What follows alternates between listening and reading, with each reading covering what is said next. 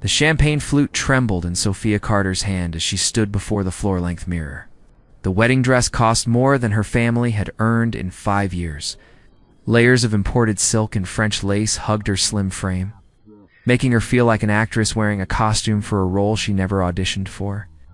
Outside the bridal suite, she could hear the string quartet playing softly, the murmur of 300 guests filling the cathedral, all waiting for a bride who felt like she was walking toward her execution rather than her future.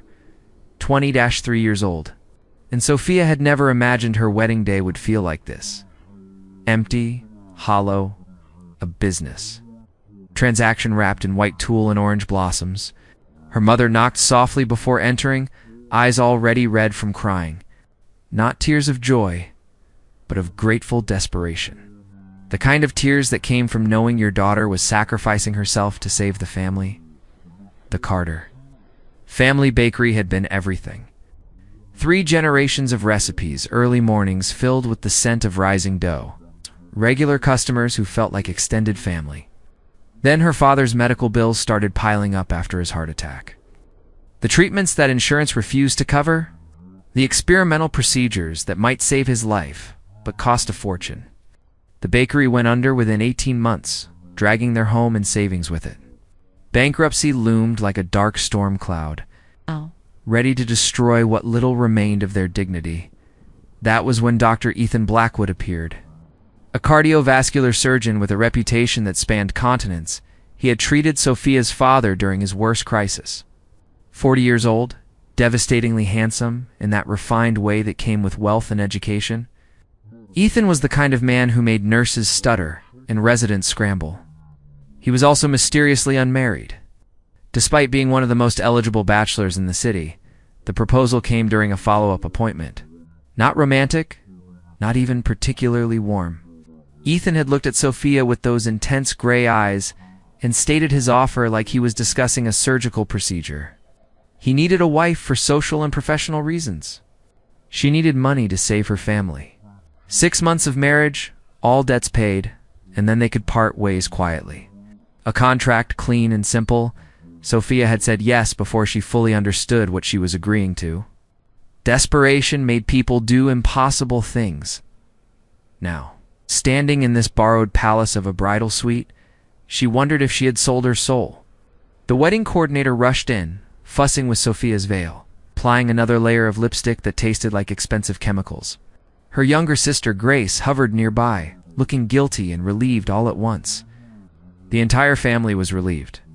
Sophia was the sacrifice that saved them all. The ceremony passed in a blur of camera flashes and frozen smiles. The cathedral was obscenely beautiful, filled with roses and candles that cost more than the Carter family's monthly grocery bill used to be. Ethan waited at the altar in a tailored tuxedo that probably cost as much as a used car, his expression unreadable. When Sophia walked down that endless aisle on her father's arm, she felt every eye in the room judging her, pitying her, or envying her. Depending on what they knew, the vows were traditional, meaningless words that echoed in the cavernous space. Ethan's hand was steady when he slipped the platinum band onto her finger. His kiss was brief, appropriate, completely devoid of passion. The guests applauded. Sophia felt nothing except a growing sense of dread. The reception was even worse. A 5-star hotel ballroom transformed into something from a fairy tale, complete with a 10-tier cake and a live orchestra. Sophia sat at the head table, watching wealthy strangers celebrate a marriage that was nothing more than a legal arrangement. Ethan played his part perfectly, making small talk with colleagues and donors, his hand occasionally resting on Sophia's shoulder in a gesture that probably looked affectionate from a distance, but felt rehearsed up close. When the dancing began, Ethan led her onto the floor with the mechanical grace of someone fulfilling an obligation. They swayed to some romantic songs Sophia would never remember, surrounded by couples who actually loved each other. She could feel his chest rising and falling with each breath, could smell his cologne, expensive and subtle. He was attractive, objectively speaking, but he was also a stranger. A stranger she had just promised to honor and obey. By midnight, they were in a private car heading to the airport. Ethan had arranged everything without consulting her. A week-long honeymoon, at an exclusive island resort. The kind of place that appeared in luxury travel magazines and celebrity Instagram posts. Sophia changed out of her wedding dress in the car, pulling on simple clothes while trying not to think about what was expected of her once they arrived at their destination. The private jet was absurdly luxurious. Sophia had never flown first class, let alone in a plane that belonged to one person. Leather seats, a full bar, even a bedroom in the back. She sat as far from Ethan as possible, staring out the window at the darkness below. He worked on his laptop, barely acknowledging her presence. The silence between them felt heavy, suffocating. They landed on a small island as dawn broke. The sky painted in shades of pink and gold. A helicopter took them to the resort, which looked like something designed by someone who had unlimited money and no sense of restraint. Private villas scattered along pristine beaches, infinity pools that seemed to merge with the ocean, staff members who moved like ghosts. Anticipating every need before it was spoken, their villa was at the far end of the property, ensuring complete privacy. Sophia stepped inside and felt her heart sink. One bedroom. One massive bed draped in white linens, floor-to-ceiling windows overlooking the turquoise water. Romantic lighting, fresh flowers, champagne, chilling in a silver bucket. Everything designed for newlyweds who actually wanted to be together. Ethan set down their luggage and loosened his tie. His expression remained neutral, professional. "You must be exhausted. Why don't you rest?" "I have some calls to make." He disappeared onto the terrace, phone already pressed to his ear, leaving Sophia alone in this beautiful prison. She sat on the edge of the bed, still wearing her travel clothes, and felt the weight of everything crash down on her at once. This was her life now. Married to a man who looked at her like she was another item on his to-do list. Expected to play the role of devoted wife while feeling like a purchased commodity. That first night, Sophia barely slept. Ethan stayed on the terrace until well past midnight, and came to bed fully dressed in pajamas, maintaining a careful distance. The bed was enormous, but somehow they both clung to opposite edges, as if touching would violate some unspoken agreement. Sophia lay awake, listening to his steady breathing, wondering how she would survive 6 months of this. The days blurred together in a haze of forced politeness and careful distance. Sophia woke each morning to find Ethan already gone, either swimming laps in the private pool or working in the villa's small office space. They ate breakfast in silence, making awkward small talk about the weather or the quality of the coffee. Then, Ethan would excuse himself, leaving Sophia to wander the resort alone or sit on the beach, watching other couples laugh and kiss and actually enjoy their honeymoons. By the third day, Sophia felt like she was suffocating. The villa was beautiful but felt like a gilded cage. The island was paradise, but she experienced it in complete isolation. Other guests smiled at her knowingly, assuming she was blissfully happy with her handsome, wealthy husband. If only they knew the truth. That she and Ethan were essentially roommates playing dress-up in an elaborate charade. The resort staff kept bringing romantic touches. Rose petals scattered on the bed. Candlelit dinners delivered to their private terrace. Couples massage appointments that Sophia canceled with mumbled excuses. Every thoughtful gesture felt like mockery, highlighting what their marriage actually was versus what it was supposed to be. Ethan maintained his polite distance. He was never cruel, never demanding. He treated Sophia with the same professional courtesy he probably showed his surgical residents. Respectful but detached. Sometimes she caught him watching her with an expression she could not read. But the moment their eyes met, he would look away, returning to whatever task occupied his attention. On the fourth night, something inside Sophia finally broke. They had spent another day in separate spheres, coming together only for dinner in their villa. The meal was exquisite, prepared by a private chef, and served under the stars. It should have been romantic. Instead, it felt like eating in a very expensive waiting room. After dinner, Ethan excused himself to take a work call. Sophia went to the bedroom, changed into her nightgown, and climbed into bed. The tears started slowly. Just a few drops she tried to wipe away before they fell. But then the dam broke. Everything she had been holding inside for weeks came pouring out. The fear, the shame, the overwhelming sense of being trapped in a life she never wanted. She buried her face in the pillow, trying to muffle the sounds of her crying. She did not want Ethan to hear, did not want to appear weak or pathetic in front of this man who had already bought her like a commodity. But the sobs came harder, shaking her entire body. All the dignity she had tried to maintain crumbled away. Leaving her feeling raw and broken, she did not hear Ethan enter the room, did not realize he was there until she felt the bed shift as he sat down beside her. His hand touched her shoulder, gentle and uncertain. Sophia, his voice was different than she had ever heard it. Softer, genuinely concerned. What's wrong? She could not answer, could barely breathe through the crying. Ethan's hand moved to her back, rubbing small circles the way someone might comfort a distressed child. The kindness of the gesture only made her cry harder. Please talk to me, Ethan said quietly. I know this situation is difficult, but I need to understand what's happening.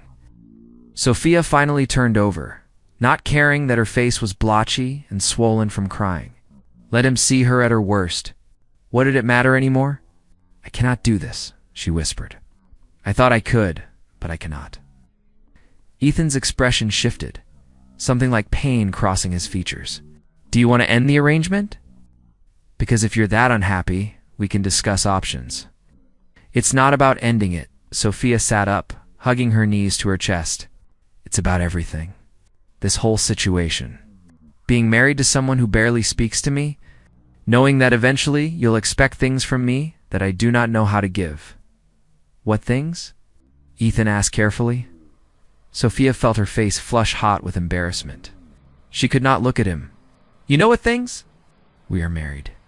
There are expectations, and I do not have any idea what I am supposed to do because I have never done any of it before. The silence that followed felt like it lasted an eternity. When Sophia finally gathered the courage to glance at Ethan, his expression was completely stunned. You have never, he started, then stopped. Are you telling me you have never been intimate with anyone? Sophia nodded miserably. I am 23 years old and I have never even had a serious boyfriend.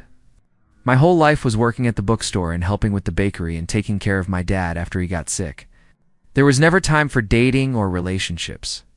And now I am married to someone like you. Someone who has probably been with dozens of sophisticated, experienced women, and I have no idea what I'm doing. She waited for him to laugh or look disappointed or disgusted. Instead, Ethan ran his hand through his hair, looking more rattled than she had ever seen him. Sophia, I had no idea. When I proposed this arrangement, I assumed you had experience with relationships. If I had known, I never would have put you in this position. Well, now you know, Sophia said bitterly. So you can see why I'm terrified. Because eventually, you are going to want your wife to actually be a wife, and I am going to disappoint you completely. Ethan moved closer, his voice firm but kind. Listen to me very carefully. I have no expectations of you in that regard, none. This marriage was supposed to be a practical arrangement, and that is all it needs to be. But we are on our honeymoon. Sophia gestured around the romantic bedroom. People expect things. I do not care what people expect, Ethan said. The only thing that matters is what you and I agree to, and I am telling you right now that there is no pressure. If you never want physical intimacy, that is completely acceptable. Sophia searched his face for signs of deception, but found only sincerity. Why would you agree to that? You are a man. Men want those things. I am also a doctor who understands consent and respect, Ethan replied. Yes, physical attraction exists, but it means nothing without mutual desire and trust. And clearly, those things do not exist between us yet, if they ever will. Yet, Sophia caught the word. Ethan looked away, seeming uncomfortable for the first time. I realize I have been distant since the wedding. That was intentional. I thought giving you space was the respectful thing to do. But perhaps I went too far in the other direction. Perhaps I made you feel isolated and unwanted, which was never my intention. You did make me feel that way, Sophia admitted. Like I am just an obligation you have to endure. That is not true, Ethan said quietly. You are not an obligation. You are a person who helped me solve a problem while I helped you solve yours. But somewhere in arranging this practical solution, I forgot that you are a human being with feelings and fears. I am sorry for that." The apology caught Sophia off guard. She had expected many things from this conversation, but genuine remorse was not one of them. "Why did you need to get married anyway?" "You could have any woman you wanted," Ethan smiled grimly. "That is precisely the problem. In my professional circle, every interaction with a woman comes with agendas. Women who want access to my money, my connections, my social status. I was tired of the games and the expectations. I wanted something honest, even if that honesty was transactional. With you, I knew exactly where we stood. No pretense, no hidden motives, just a business deal," Sophia said. "Yes, except now I realize how cold that sounds. How it must make you feel." Sophia wiped her eyes, feeling emotionally exhausted. "So what do we do now?" Ethan stood, pacing to the window. "We start over. We spend these remaining days actually getting to know each other as people. No pressure, no expectations beyond basic companionship. When we return home, we figure out how to live together in a way that works for both of us. And when the 6 months are up, if you want to leave, I will honor that completely." "And if I do not want to leave?" Sophia asked, surprising herself with the question. Ethan turned back to her, something unreadable in his expression. "Then we will figure that out too." The next morning felt different. Ethan knocked on the bedroom door before entering, asked Sophia what she wanted for breakfast, and actually sat with her while they ate, asking questions about her life before the wedding. He wanted to know about the bookstore where she worked, her favorite authors, what she dreamed about doing if money was not an issue. Sophia found herself opening up in ways she had not expected, talking about her love of classic literature, her secret dream of writing her own novel someday, the small joys she found in recommending the perfect book to customers. Ethan listened with genuine interest, asking follow-up questions that showed he was actually paying attention.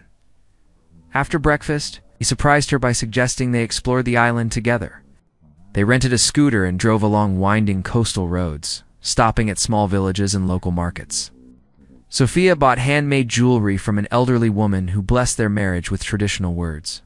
Ethan translated, his hand resting comfortably on Sophia's back in a gesture that felt natural rather than forced. They had lunch at a tiny restaurant where the owner served them fresh fish he had caught that morning. The food was simple but delicious, so different from the elaborate resort meals. Sophia laughed when Ethan struggled with the bones, and he grinned back at her with an ease she had not seen before. "This is better," Sophia said as they walked along the beach afterward. "Today, it feels real." "It is real," Ethan agreed. "This is who I actually am when I am not performing for hospital boards and donors. Someone who likes simple things and genuine conversations." "Why do you hide that person?" Sophia asked. Ethan considered the question. "Because vulnerability in my world is seen as weakness. Showing emotion, or admitting you want something beyond professional success, makes you a target. So I learned to keep that part of myself locked away." "That sounds lonely," Sophia said softly. "It is," Ethan admitted. "Very lonely." They stopped walking, facing each other as the waves crashed nearby. For the first time since their wedding, Sophia felt like she was seeing the real man behind the surgeon's mask. Someone who was just as lost and uncertain as she was, just better at hiding it. "Thank you for telling me that," Sophia said. "For being honest." "Thank you for crying last night," Ethan replied with a slight smile. "I know that sounds strange, but your honesty forced mine. Sometimes we need to break down before we can build something real." As the sun set that evening, they sat on their private terrace, sharing a bottle of wine and talking about everything and nothing. Sophia told embarrassing stories from her childhood. Ethan revealed his terrible singing voice by attempting to serenade her with an off-key ballad that left them both laughing until their stomachs hurt. When they finally went to bed, the space between them felt smaller, less hostile. They were not lovers, not yet. But perhaps they were becoming friends. That felt like a start. The final 3 days of their honeymoon unfolded like the pages of a story Sophia had never dared to imagine for herself. Each morning brought new discoveries. not just of the island's hidden beaches and secret coves, but of the man she had married in such desperate circumstances. Ethan proved to be surprisingly funny when he let his guard down. With a dry wit that caught Sophia off guard and made her laugh in ways she had not laughed in years.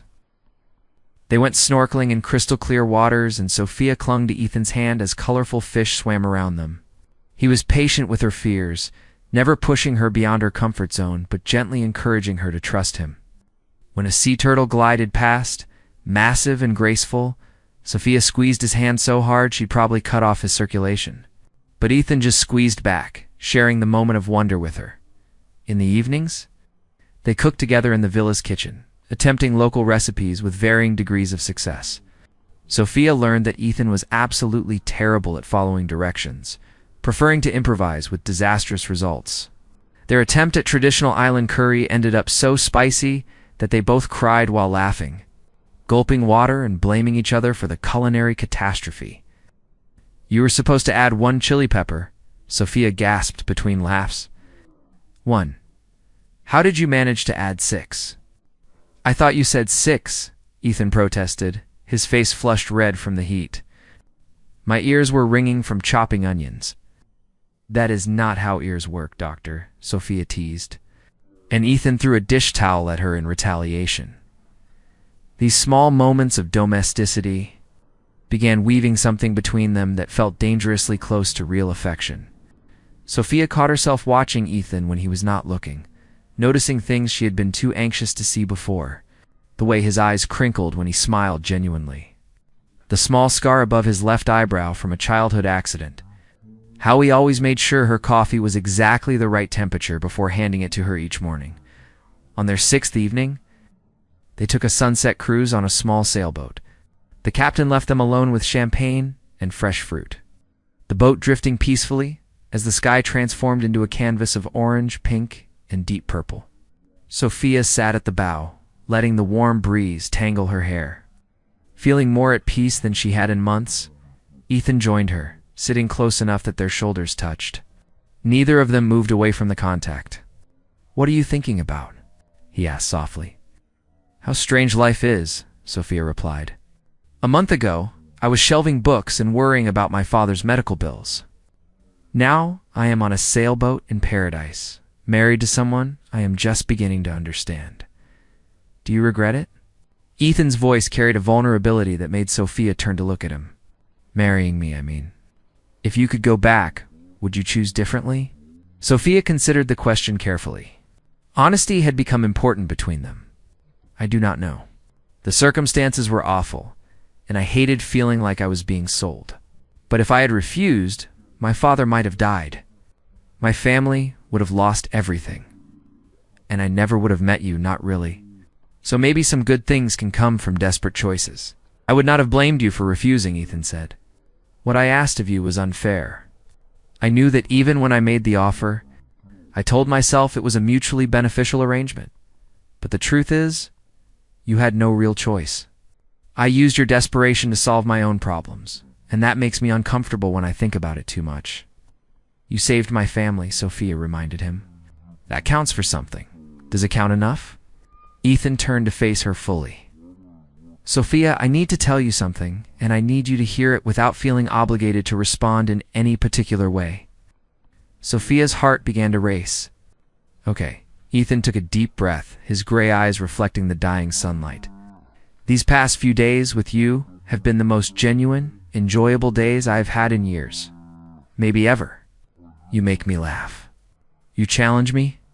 You see past the surgeon and the money to whoever I actually am underneath all that. And I find myself not wanting this week to end. Not wanting to go back to our separate lives and our carefully maintained distance. What are you saying?" Sophia whispered. "I am saying that somewhere between your tears and our terrible curry, I started developing real feelings for you. Not the kind of feelings outlined in our contract, but something more. Something I did not plan for and do not quite know what to do with." Sophia felt like all the air had left her lungs. "Ethan, I do not know what to say." "You do not have to say anything," Ethan said quickly. "I just needed you to know. Because when we go home tomorrow, I do not want to pretend anymore. I do not want to be roommates sharing a house for 6 months until we can politely separate. I want to see if this thing between us, whatever it is, could become something real. But our agreement, Sophia started. Forget the agreement, Ethan interrupted. I am not talking about obligations or contracts. I am talking about two people who might actually have a chance at building something genuine if they are brave enough to try. No pressure, no timeline. Just seeing where things naturally go. Sophia looked out at the water, her mind racing. Everything in her life had happened so fast. The financial crisis, the wedding, this honeymoon. She had barely had time to process any of it. But now, sitting here with Ethan's confession hanging in the air, she realized something important.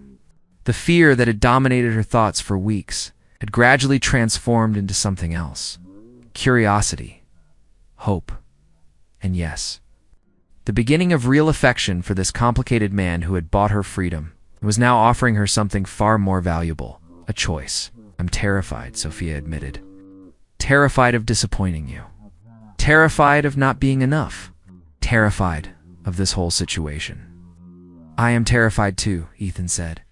Terrified of hurting you. Terrified of being the man who took advantage of your desperate situation. Terrified that I will mess this up because I have no idea how to have a real relationship. Sophia laughed softly. We are quite a pair, here, Ethan agreed. But maybe that is okay. Maybe being terrified together is better than being terrified alone. The sun had nearly disappeared now, leaving them in the gentle twilight. Sophia made a decision, one that came from her own desires, rather than desperation or obligation. She reached out and took Ethan's hand, threading her fingers through his. I want to try, she said quietly. I want to see what we could be if we actually gave ourselves permission to feel something real. Ethan's entire expression transformed. Relief, joy, and something deeper flooded his features. He raised her hand to his lips, kissing her knuckles gently. Thank you for giving me a chance. For giving us a chance. Just promise me something, Sophia said. Promise that you will be patient with me. I still have a lot to learn, and I am going to make mistakes. I promise to be as patient as you need me to be, Ethan replied. And I will make mistakes too. Probably more than you. But we will figure it out together. As the boat drifted back toward shore, they stayed close, shoulders touching, hands intertwined. When they returned to the villa, something had fundamentally shifted between them. The space felt less like a beautiful prison and more like the beginning of a home they might actually build together. That night, for the first time, Ethan kissed Sophia properly. Not the perfunctory kiss from their wedding, but a real kiss filled with tenderness and restrained passion. He cupped her face in his hands, his thumbs stroking her cheeks as his lips moved against hers with gentle intensity. Sophia felt her entire body respond, her heart racing, her hands clutching the front of his shirt to steady herself. When they finally pulled apart, both breathing heavily, Ethan rested his forehead against hers. We can take this as slowly as you need, he murmured. I meant what I said about no pressure. I know, Sophia replied. And I appreciate that more than you know. But I also do not want to be ruled by fear anymore. I want to learn with you. When I am ready, whenever that is, I will be here, Ethan promised. They spent their last night on the island wrapped in each other's arms. Not as strangers fulfilling a contract, but as two people tentatively exploring the possibility of love. Sophia felt safe in a way she had never experienced before. Safe enough to be vulnerable, to admit her fears, to imagine a future that might actually include happiness. The next morning, as they packed their bags and prepared to return to reality, Sophia felt a mixture of nervousness and excitement. Their honeymoon bubble was ending, but perhaps their real relationship was just beginning. She watched Ethan carefully fold his clothes, noticed the concentration on his face, and felt a rush of affection for this man who had somehow become important to her in such a short time. What happens when we get home? Sophia asked as they waited for their car to the airport. Ethan pulled her close, kissing the top of her head. We keep getting to know each other. We have dinner together every night. We talk about our days. We argue about what to watch on television. We do all the normal things that couples do when they are building a life together, and the physical stuff. Sophia asked, her cheeks flushing. Happens naturally, when you are ready, Ethan said simply. There is no rush, no schedule, no expectation. just two people figuring things out together. On the plane ride home, Sophia dozed with her head on Ethan's shoulder, his arm wrapped protectively around her. She dreamed of the future. Not the terrifying unknown it had been a week ago, but something filled with possibility. Perhaps their story had started with desperation and contracts, but it did not have to end that way. When they arrived at Ethan's sprawling home that was now also hers, Sophia no longer felt like an intruder. She felt like someone who belonged there, at least a little bit. Ethan gave her a tour of rooms she had been too anxious to explore before. Showing her his study filled with medical journals and surprisingly a collection of vintage vinyl records. "You like old music?" Sophia asked, surprised. "My father's collection," Ethan explained. "I inherited it when he passed. Sometimes I put on a record and just sit here, remembering him." The vulnerability of the admission touched Sophia deeply. "Will you play something for me?" Ethan selected a record, and soon the room filled with the crackling warmth of a jazz standard. He pulled Sophia into his arms, swaying with her in the fading afternoon light. No fancy orchestra, no elaborate choreography like their wedding dance. Just two people moving together, finding their rhythm. "I think we are going to be okay," Sophia whispered against his chest. "I think you are right," Ethan replied. Over the following weeks, they settled into a life together that surprised them both with its ease. Ethan reduced his surgical schedule to spend more time at home. Sophia enrolled in creative writing courses, finally pursuing the dreams she had set aside for so long. They cooked together, laughed together, slowly learned each other's habits and preferences. The physical intimacy came gradually, naturally. A lingering kiss that deepened into something more. Tentative touches that grew bolder. The night Sophia finally told Ethan she was ready, it was not born from obligation or pressure, but from genuine desire. He was patient and gentle, guiding her through her fears with such tenderness that she cried afterward. But this time, from happiness rather than despair. "I love you," she whispered in the darkness. The words spilling out before she could stop them, Ethan pulled her closer, his voice rough with emotion. "I love you too. I think I have since you cried into that pillow and showed me your real self. Broken and brave and absolutely beautiful." "Even when I am a mess?" Sophia asked. "Especially when you are a mess," Ethan confirmed. 6 months came and went. The contract's expiration date passed without mention. Neither of them wanted to leave. Neither of them wanted this to end. What had started as a desperate arrangement had transformed into a real marriage built on respect, friendship, and growing love. A year after their wedding, Sophia published her first short story in a literary magazine. Ethan framed it and hung it in his study, proudly showing it to anyone who visited. 2 years after that, her first novel was accepted by a publisher. Ethan took her to Paris to celebrate, and this time, the honeymoon was everything it was supposed to be. They never forgot where they started or how they came together. Those memories kept them humble, reminded them to be grateful for second chances and unexpected transformations. Sophia's family remained debt-free, and her father's health gradually improved. She visited them often, bringing her husband, who had saved them, and then become so much more than a benefactor. On their 5th anniversary, Ethan surprised Sophia by renewing their vows. This time, there were no contracts, no desperate bargains, no uncertain futures. Just a people who had found love in the unlikeliest of places. Standing before family and friends and promising to continue choosing each other every single day. "I would do it all again," Sophia told him as they danced at their anniversary party. "Every terrifying moment, every tear, every uncertain step. Because it led me to you, we led each other," Ethan corrected. "You saved me just as much as I saved you. You taught me that vulnerability is not weakness, that love is worth risking everything for. That sometimes the best things in life come from the places we least expect." Sophia kissed him, long and deep. No longer the terrified bride, but a confident woman who had found her voice and her partner. Their story had started with tears on a honeymoon, with fear and shame and desperate bargains. But it had transformed into something beautiful, something real. Something worth fighting for. Because sometimes love does not arrive wrapped in perfection. Sometimes it comes from broken places, from impossible situations, from two people brave enough to be honest about their fears and patient enough to build trust from nothing. Sometimes the best love stories start with the words, "I do," spoken in desperation, and end with the same words spoken in joy. And sometimes, just sometimes, a millionaire doctor and a bookstore clerk from completely different worlds find exactly what they need in each other. Not because a contract bound them together, but because they chose each other freely, completely, and forever. Thank you for taking the time to listen to this story. If you enjoyed this content, don't forget to like, share this story with your friends and family, and subscribe to the channel so you don't miss out on more meaningful stories.